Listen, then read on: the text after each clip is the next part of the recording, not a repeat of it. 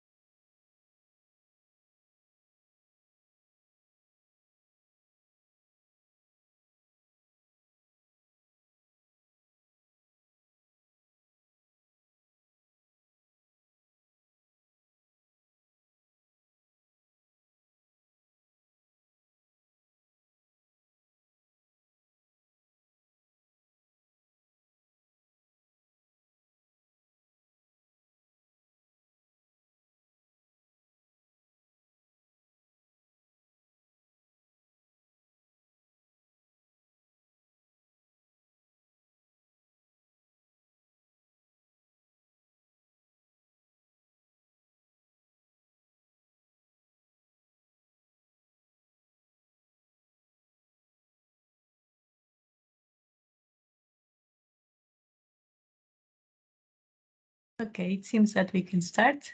So my name is Cláudia. I'm from Sensing Future. I am a biomedical engineer.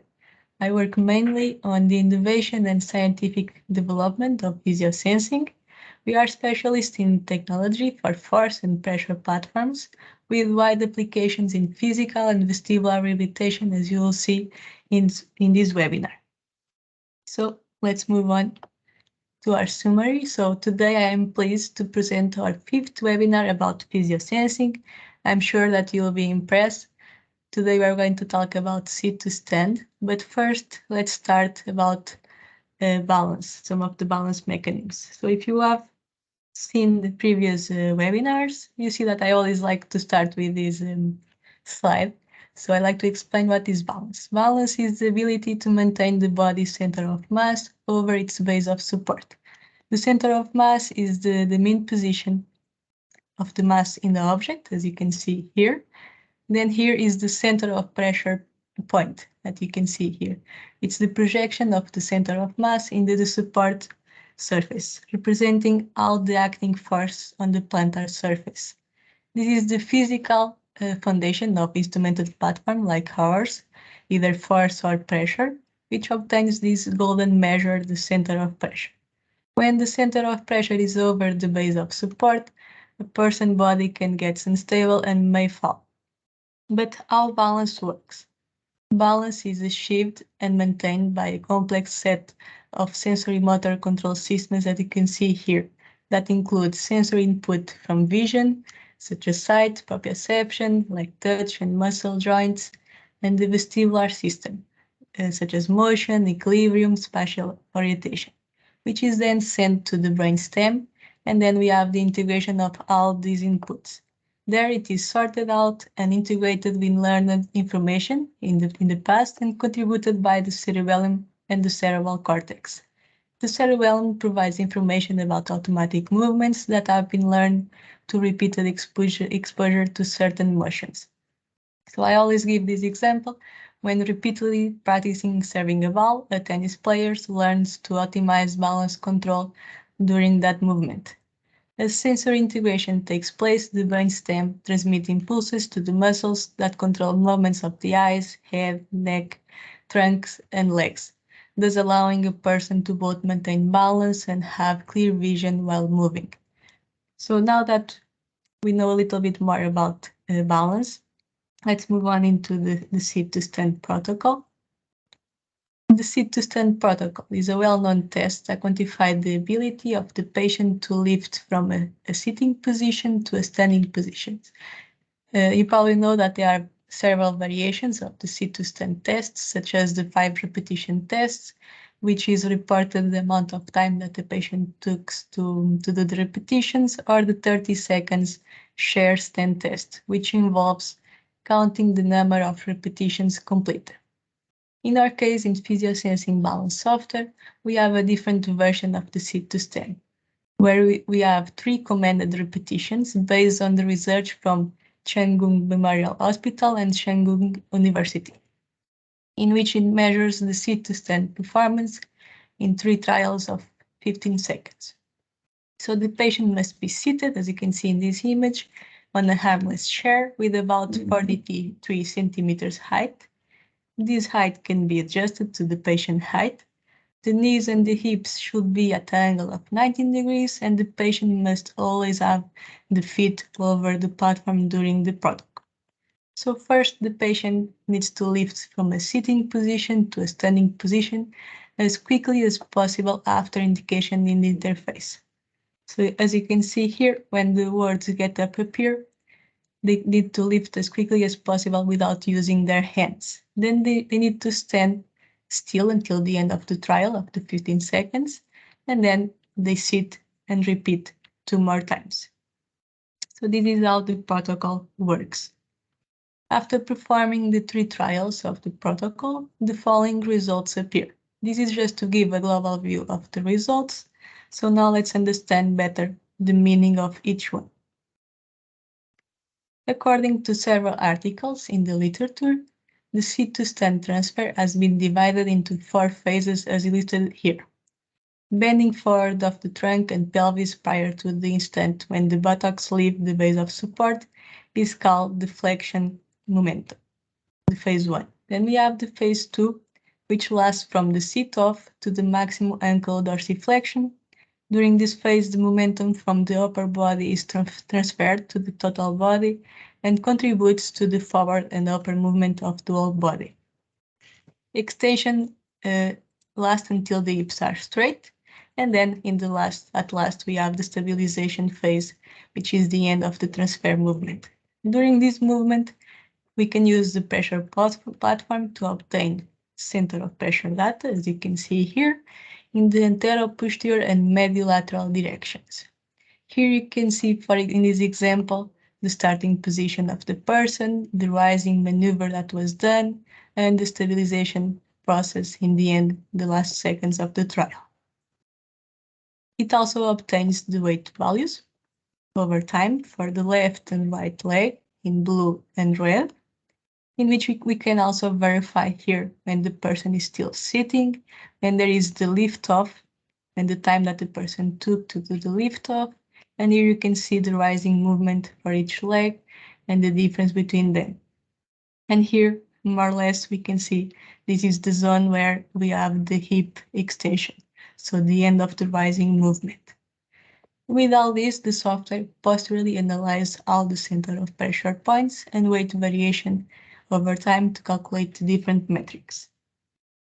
So the first metric that we have is the weight time transfer, which is the time between the indication to get up, as you saw previous, and the arrival of the center of pressure over the feet. In other words, the time required to transfer the weight from a seated position to a moment when all the weight is over the foot for the lift-off in seconds. And you can see here it corresponds to this gray area when the patient has the get-up warning, and here it starts the movement and put all the weight over the feet for the lift-off. Then we have the rising index, which is the force exerted during the rising phase from the lift-off moment until the end of the extension.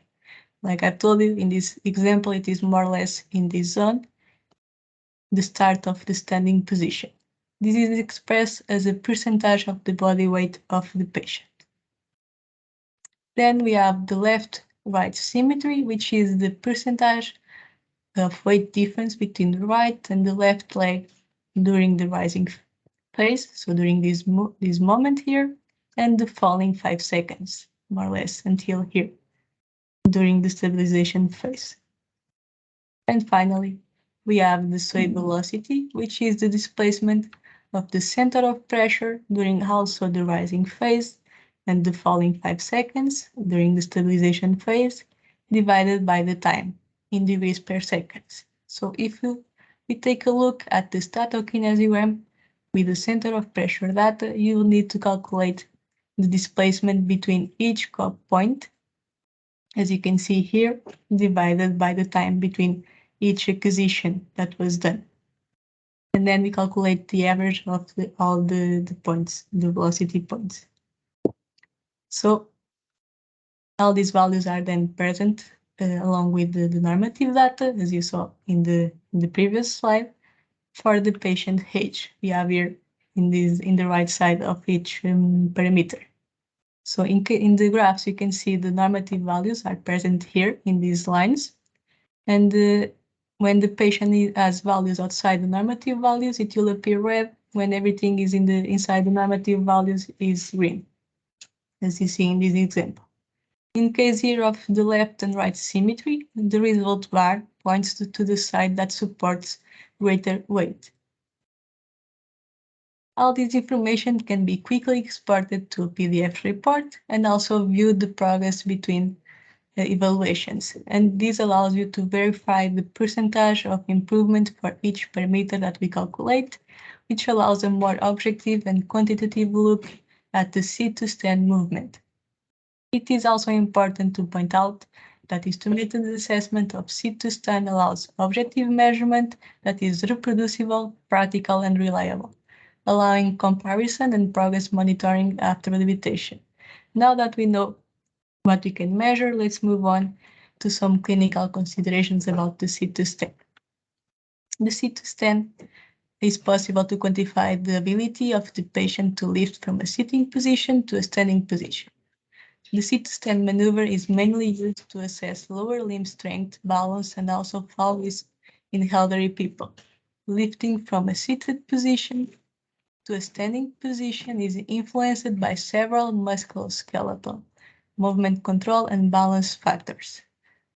Results outside normative data can be indicative of reduced range of motion and lower flexibility in the lower extremity or trunk, which can be noted in slower values of weight time transfer.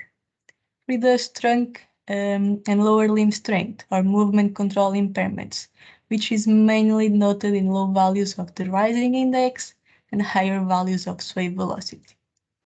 Functional consequences include the inability to rise from the seated position during performance of activities, rising from seats of variable heights, or a dependence on upper extremity assistance or the assistance of another person during the transition to avoid falls and injuries. On the other hand, healthy individuals use only their legs to exert the necessary force during the rising phase and then control the center of pressure over the base of support when reaching the standing position. The force during the rising phase is approximately symmetrical for the right and left legs for lateral stability. To finish the presentation of the protocol, I'd like to share some articles about it. As mentioned, sit-to-stand is also a well-known preliminary screening tool for the risk of falling. There are several articles establishing the association between sit-to-stand performance and faller patients. According to Cheng study here, the stroke fallers rise from or sit down on a chair more slowly, with a obviously asymmetric body weight distribution in their legs, and have a significant lower rate of rising in force and show a much greater center of pressure sway in the medilateral direction.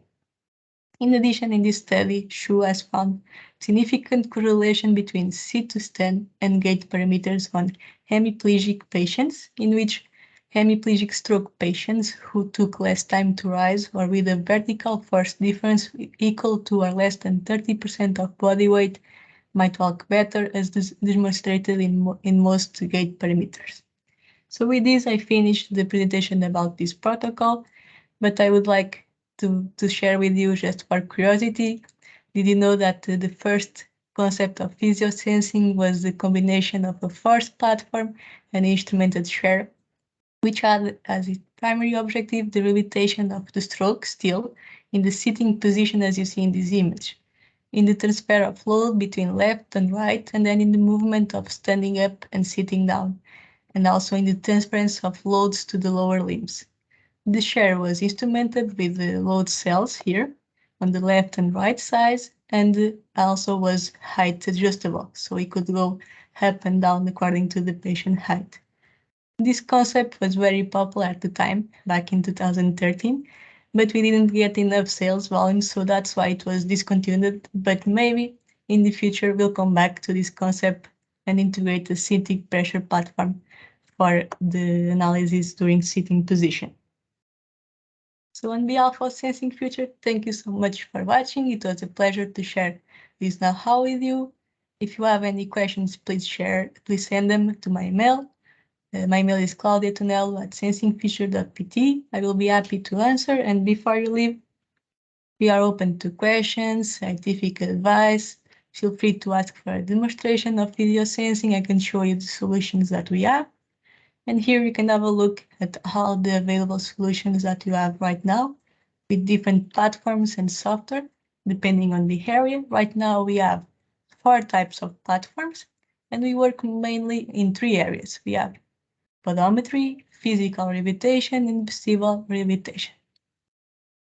Also, take a look at our blog in our website page with several articles which can be of your interest.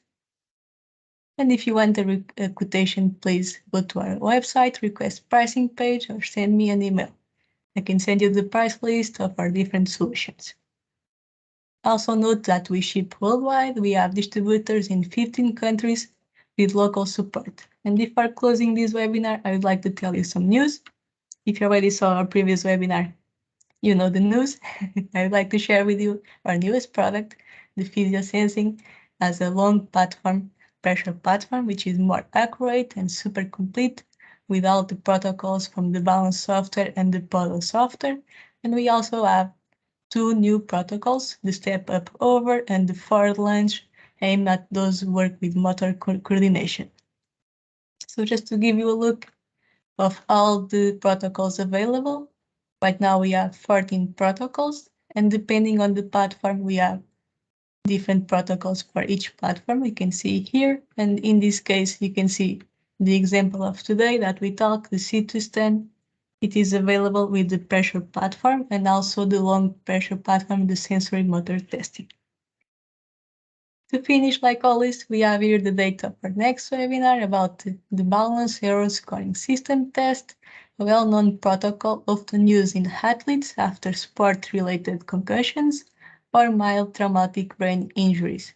We will explain the protocol more in depth, similar to what we did today. Closer to the date, we will open registrations. Thank you again, and have a great afternoon.